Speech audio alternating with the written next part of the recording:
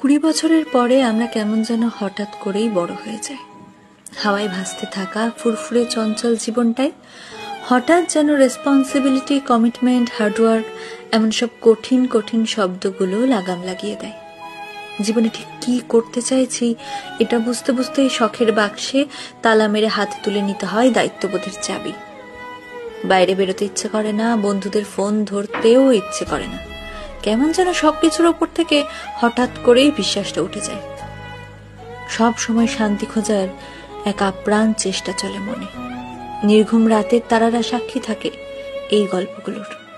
শখের জিনিসগুলোর একটা লম্বা লিস্ট তৈরি হয় মাথায়, কারণ 20 পর বাবার কাছে শখের জিনিসটা চাইতে কেন জানি ভীষণ দ্বিধা বোধ হয়। ইঁদুর দৌড়ের এই খেলায় নিজেকে টিকিয়ে রাখার যুদ্ধে হাঁপিয়ে ওঠে মন। ছোটবেলায় বড় হতে চাইতাম, এখন বড় হয়ে গিয়েও মনটা কেমন যেন সেই ছোট্ট আমিটাকে খুঁজে বেড়ায়। 20 পর আমরা আসলেই বড় হয়ে যাই।